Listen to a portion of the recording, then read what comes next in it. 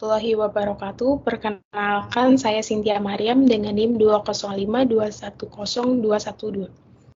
Di sini saya akan menjelaskan materi mengenai tindak pidana perbankan dan tindak pidana perdagangan orang. Yang pertama adalah definisi tindak pidana perbankan. Tindak pidana perbankan merujuk pada serangkaian kegiatan kriminal yang terkait dengan sektor perbankan. Ini mencakup tindakan yang melibatkan penipuan, pencurian, manipulasi pasar, dan pelanggaran hukum lainnya yang dilakukan dalam konteks perbankan. Untuk jenis-jenis perbankan, terdapat beberapa jenis. Yang pertama, penipuan perbankan. Ini melibatkan penggunaan informasi palsu atau manipulasi dokumen untuk mendapatkan akses ke rekening bank orang lain atau mendapatkan kredit dengan cara curang. Yang kedua adalah pencurian identitas, terjadi ketika seseorang menggunakan informasi milik seseorang seperti nomor KTP, nomor rekening bank, atau informasi kartu kredit untuk melakukan transaksi keuangan yang merugikan korban. Yang ketiga ada pencurian dana elektronik. Ini terjadi ketika penjahat memanfaatkan kelemahan seperti keamanan elektronik untuk mencuri dana dari rekening bank secara ilegal. Contohnya adalah serangan phishing, malware, atau pencurian data dari ATM. Yang keempat adalah pencucian uang. Ini melibatkan upaya menyembunyikan asal-usul dana yang diperoleh secara ilegal melalui perbankan. Tindakan ini mencakup serangkaian transaksi yang bertujuan mengubah uang kotor menjadi uang bersih yang tampak legal. Yang kelima ada insider trading. Nah, ini terjadi ketika seseorang memanfaatkan informasi internal rahasia perusahaan atau bank untuk melakukan transaksi saham dengan keuntungan yang tidak adil. Yang keenam ada manipulasi pasar keuangan. Melibatkan tindakan yang sengaja mempengaruhi harga saham, mata uang, atau instrumen keuangan lainnya untuk mendapatkan keuntungan yang tidak sah. Contohnya adalah manipulasi pasar valuta asing atau manipulasi harga saham. Yang ketujuh ada kejahatan komputer perbankan. Melibatkan penggunaan teknologi dan komputer untuk melakukan tindak pidana terhadap lembaga perbankan atau nasabahnya. Contohnya adalah serangan terhadap sistem perbankan, pencurian data pribadi, atau pencurian dana melalui peretasan jaringan. Yang ke-8 adalah korupsi perbankan, terjadi ketika pegawai bank menerima suap atau melakukan praktik korupsi untuk memberikan keuntungan yang tidak sah kepada pihak ketiga. Yang ke-9 adalah pelanggaran peraturan perbankan, melibatkan pelanggaran terhadap peraturan dan persyaratan yang ditetapkan oleh otoritas perbankan. Contohnya adalah tidak melaporkan transaksi yang mencurigakan, melanggar persyaratan keamanan data nasabah, atau melanggar aturan inti pencucian uang. Nah, selanjutnya adalah hukum dan peraturan tindak pidana perbankan. Yang pertama adalah Undang-Undang Perbankan.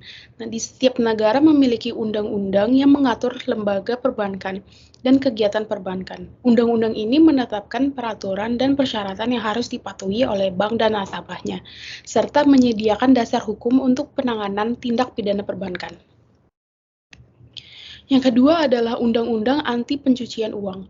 Di banyak negara memiliki undang-undang yang mewajibkan lembaga keuangan, termasuk bank, untuk melaporkan transaksi yang mencurigakan dan mengimplementasikan tindak pencegahan pencucian uang. Undang-undang ini dirancang untuk mencegah penyalahgunaan keuangan untuk menyembunyikan asal-usul dana yang diperoleh secara ilegal. Yang ketiga ada Undang-Undang Perlindungan Konsumen Keuangan. Undang-undang ini bertujuan melindungi nasabah perbankan dan konsumen keuangan lainnya dari praktik perbankan yang tidak adil atau menyesatkan. Ini dapat mencakup persyaratan transparansi dalam penyediaan informasi, perlindungan data pribadi, dan mekanisme penyelesaian sengketa. Yang keempat adalah peraturan tentang keamanan dan privasi data. Bank-bank seringkali diharuskan untuk melindungi data pribadi nasabah mereka dan menerapkan langkah-langkah keamanan yang memadai untuk mencegah akses yang tidak sah atau penyalahgunaan data. Yang kelima adalah peraturan anti penipuan. Di banyak negara memiliki peraturan yang secara khusus mengatur tindak pidana penipuan perbankan. Dapat mencakup larangan terhadap pemalsuan dokumen, penggunaan identitas palsu, atau manipulasi transaksi keuangan. Dan yang terakhir adalah peraturan keuangan internasional. Di beberapa peraturan perbankan terdapat tindak pidana perbankan juga ditetapkan oleh organisasi internasional seperti Financial Action Task Force atau FATF. FATF mengembangkan standar internasional untuk melawan pencucian uang dan pendanaan terorisme yang harus diadopsi dan diterapkan oleh negara-negara anggota.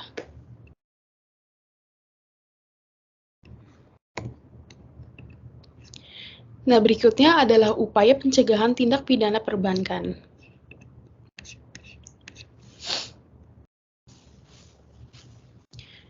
Selanjutnya adalah upaya pencegahan tindak pidana perbankan. Yang pertama, harus adanya regulasi yang ketat. Pemerintah harus menerapkan regulasi yang ketat terhadap sektor perbankan termasuk aturan dan persyaratan yang mengatur kegiatan perbankan, penggunaan data nasabah, pengawasan internal dan eksternal, serta tindakan penegak hukum yang tegas terhadap pelanggaran. Untuk yang kedua adalah sistem keamanan teknologi informasi. Bank harus mengadopsi sistem keamanan teknologi informasi yang canggih untuk melindungi data nasabah dan mencegah akses yang tidak sah. Ini termasuk penggunaan enkripsi data, firewall, deteksi intrusi, serta pemantauan dan pelaporan kegiatan yang mencurigakan. Yang ketiga adalah verifikasi identitas. Bank harus melakukan verifikasi identitas yang ketat terhadap calon nasabah, termasuk melalui proses Know Your Customer yang komprehensif. Ini membantu memastikan bahwa identitas nasabah valid dan mengurangi resiko pencucian uang dan penipuan identitas. Yang keempat adalah pendidikan dan kesadaran nasabah. Bank harus melibatkan nasabah dalam upaya pencegahan tindak pidana perbankan dengan memberikan edukasi tentang ancaman keamanan ini dalam penggunaan layanan perbankan. Yang kelima adalah pelatihan karyawan. Perlu memberikan pelatihan kepada karyawan tentang penipuan keuangan, deteksi tanda-tanda kegiatan mencurigakan, dan prosedur pelaporan yang benar. Yang keenam adalah kerjasama dengan penegak hukum. Nah, bank harus menjamin kerjasama yang erat dengan penegak hukum seperti kepolisian dan lembaga intelijen untuk saling berbagi informasi tentang ancaman keamanan dan tindak pidana terkait perbankan ini. Yang ketujuh adalah audit internal dan eksternal, dan harus melakukan audit internal secara teratur untuk memastikan kepatuhan terhadap peraturan atau prosedur yang ditetapkan. Untuk audit eksternal adalah oleh lembaga independen, juga penting untuk memverifikasi praktik perbankan dan sistem keamanan yang diterapkan. Yang ke-8 adalah pelaporan dan penanganan kasus. Nah, bank harus memiliki prosedur yang jelas untuk pelaporan dan penanganan kasus tindak pidana perbankan. Hal ini meliputi pemantauan transaksi yang mencurigakan, pelaporan kegiatan yang mencurigakan.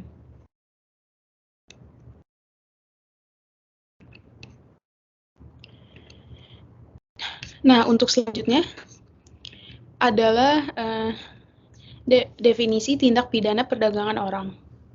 Tindak pidana perdagangan orang adalah salah satu bentuk kejahatan yang menghancurkan dan merampas hak asasi manusia. Tindak pidana ini melibatkan eksploitasi manusia melalui penjualan, pemindahan, penahanan, atau pemanfaatan seseorang dengan tujuan memperoleh keuntungan finansial atau manfaat lainnya. Perdagangan orang melibatkan korban yang sering kali terjebak ke dalam situasi yang mengerikan tanpa hak pilihan dan diambil kebebasannya. Nah, bentuk-bentuk tindak pidana perdagangan orang ada 3. Yang pertama adalah perdagangan orang untuk eksploitasi seksual. Ini melibatkan pemaksaan seseorang untuk terlibat dalam prostitusi atau kegiatan seksual komersial lainnya.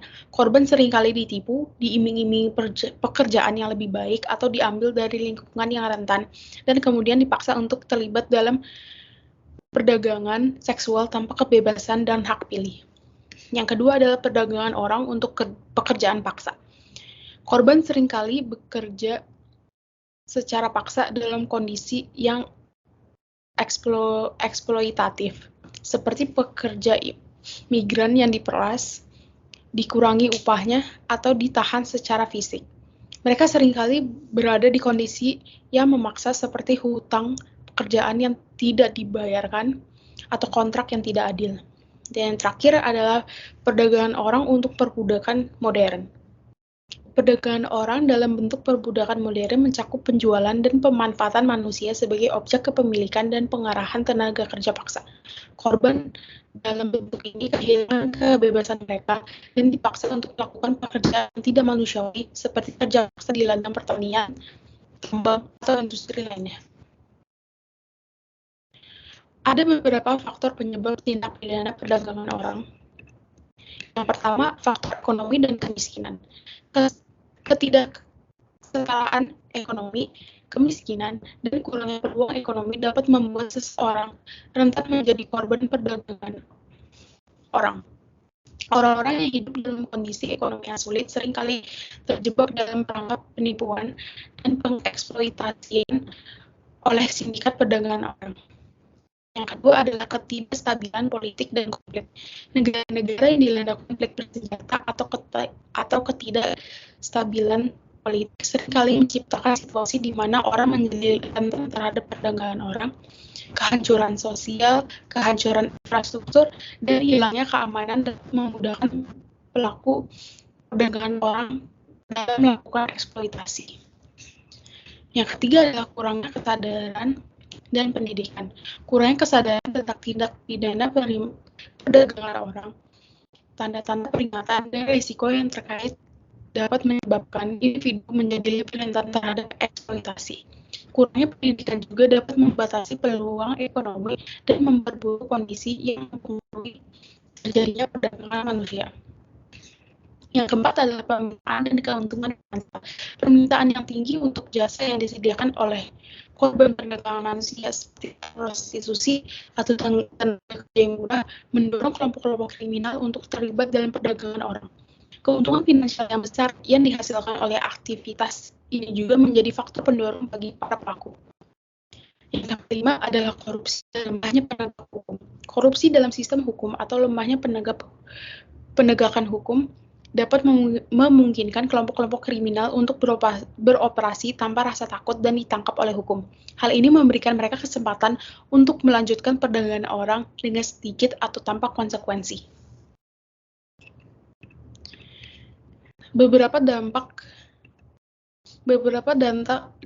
pidana perdagangan orang. Nah, yang pertama itu pasti dampak bagi korban. Dampak bagi korban dapat dibagi menjadi 3. Yang pertama, trauma fisik dan psikologi. Korban tindak pidana perdagangan orang sering mengalami trauma fisik dan psikologi yang mendalam. Mereka mungkin mengalami kekerasan fisik, seksual, dan psikologis selama periode eksploitasi. Trauma ini dapat menyebabkan depresi, kecemasan, gangguan tidur, gangguan makan, dan gangguan kejiwaan lainnya. Yang kedua adalah kondisi kesehatan yang buruk. Korban seringkali berada dalam kondisi yang buruk akibat pemenuhan kebutuhan dasar yang tidak memadai selama periode perdagangan. Mereka mungkin mengalami malnutrisi, kelelahan kronis, luka fisik, infeksi, penyakit menular seksual, dan masalah kesehatan lainnya. Yang terakhir adalah kehilangan kebebasan dan martabat. Korban perdagangan manusia dipaksa untuk hidup dalam kondisi yang tidak manusiawi. Mereka kehilangan kebebasan pribadi, hak untuk membuat keputusan, dan martabat sebagai manusia. Ini dapat menyebabkan perasaan putus asa, rendah diri, dan hilangnya rasa harga diri.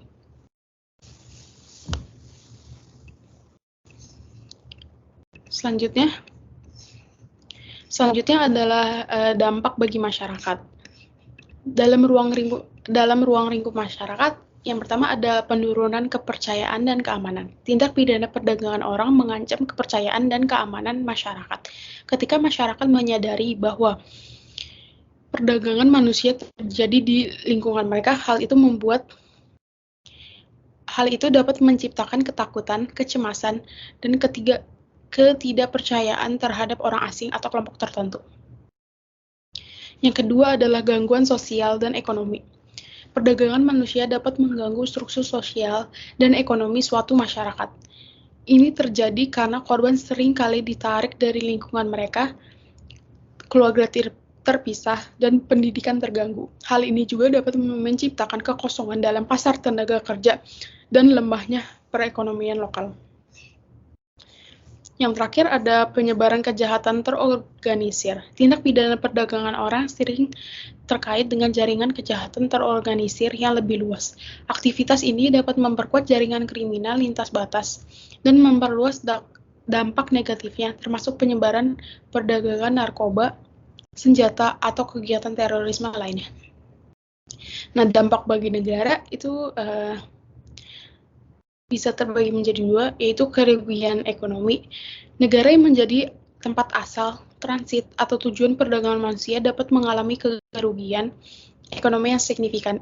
Ini disebabkan oleh kehilangan potensi manusia yang produktif, pengeluaran untuk rehabilitasi korban, dan penurunan reputasi internasional yang dapat mempengaruhi pariwisata dan investasi.